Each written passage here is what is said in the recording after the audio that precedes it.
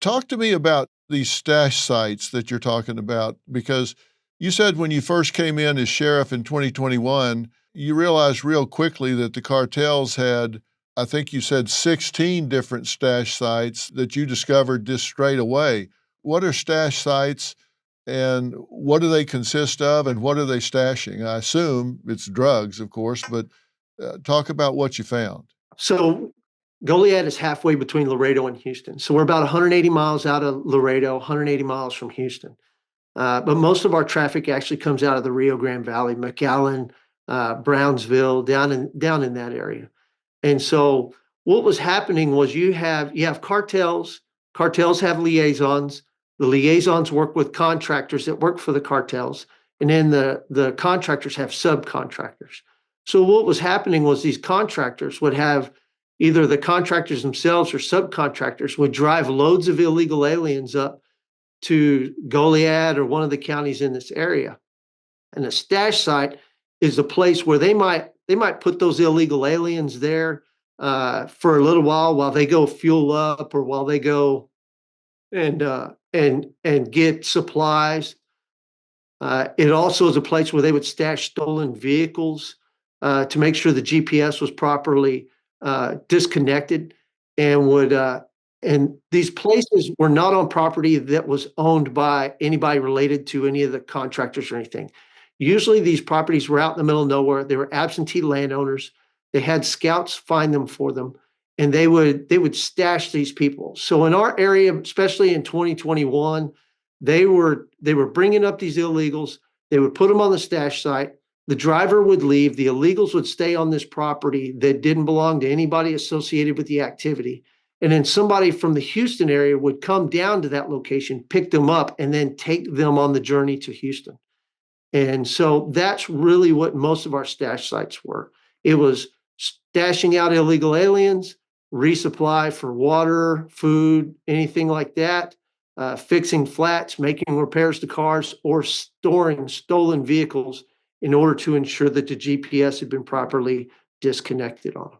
So these weren't buildings or anything. They were just off the road out in the middle of nowhere where people could congregate so they weren't seen from the streets. They weren't seen from the road. Most of them, that is correct. Some of them did have houses that hadn't been lived in a long time. And the cartel contractors do utilize houses in smaller communities as stash sites, and we're aware of that. But most of ours were out on absentee landowners that were nowhere from this area. And the cartel scouts had located those places and had set them up shop so that they could utilize them rent-free, of course. Yeah. And you said some of these people were afraid to come down and get on their own land because these people were there. You don't want to happen onto them. We had a lot of residents who were scared because of the activity in the brush out in the county when we first got here in 2021. And so we worked very hard to remedy that. Now, we found 16 cartel stash sites. There's not much telling how many stash sites there were actually out in the county, but those are just the ones we were able to discover through our proactive work. So, and then when you go a little farther south of us, you'll find ranches that are completely abandoned because it's no longer safe, or it hasn't been safe for quite a while for people to leave their house unattended or leave their family at home while they go to work. And so a lot of those larger ranches, the people that own them have bought houses in the towns so that their wife and children will be safe while they go to work during the day. Wow. Now, LaFern had a magazine article up just a second ago. Can we see that again? A loco gringo takes on the Mexican cartel. Sheriff Roy Boyd had an idea. Instead of letting human smugglers pass from one county to the next, sheriff departments could collaborate to rid Texas of the cartels, and it's working. How are you surviving standing up against these guys? Always remember that the cartel is they run a business. They're like, I think of them as a major corporation. They're in it to make money. And when you're this far north, coming out and trying to do harm to law enforcement, do harm to civilians is counterproductive to making money and conducting your business successfully. Now, when you're down in the valley, it's easier to get away with intimidation and bribery and all the threats that come along with the cartel. But when you're this far north, the last thing the cartel wants to do is to wind up bringing the federal government to bear against them. And they've learned through the years that if they do certain things, then next thing you know, you have Department of Homeland Security and a whole bunch of other feds showing up, and they can no longer go through and conduct their business in a profitable manner. And so to me, I can't let criminals and thugs intimidate the people of my county. My job as a sheriff is I am the conservator of the peace. My primary job is to uphold the Constitution of the United States, uphold the Constitution of the state of Texas, enforce the laws, and be the person who's willing to stand between those people that are willing to do evil and commit crimes and the innocent people who are here going to work every day, supporting their families. And so we can't just roll over and let them have their way. So that's where all this came in was we kind of decided, let's try something different. Let's do something that is aimed at denying the cartels the ability to generate enough profit to conduct business in the state of Texas. And that's the direction we've been headed. Yeah. Now, this is a pickup that you chased. The article says you were driving down the road and you passed this pickup and turned around and gave chase because you could tell it was a load car. That's your son, I believe, helping you out there. He's holding an AR-15 to kind of suppress any activity on their part. So you gave chase and they veered off the road and kind of crashed into a fence in the bushes there, right? Yeah, we had left church and we had a gentleman in our community that just got out of prison and had started a craft shop for leather. And so gave him a little bit of business trying to, help him. He wants to have a legitimate business. So the guys at sheriff's office, we were doing a little business with him. And after church, at the time he was 12, my son said he wanted to go with me to go pick up a holster I had this gentleman make.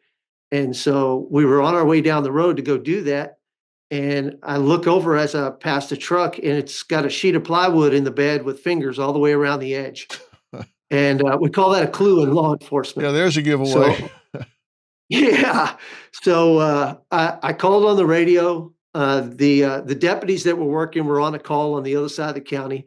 I called the next county we were headed towards. All their deputies were tied up. So I told my son, I said, well, we're going to have to pull them over and they're going to run. So get ready. And so I went to pull them over. They ran. I was able to get all the ones that were in the bed because there were a lot more people in the cab of the truck as well. But I hopped up on the bumper, instructed those folks not to move, made sure they understood that we were serious about it. And so then I had my son hold AR while I started zip tying the people in the bed of the truck. And then when the deputies showed up, I finally backed up and took a picture. And at the time, I sent that picture to the governor's office to tell him this is how bad it is. We need help. And within a very short period of time, the governor reached out and is like, what can I do to help you?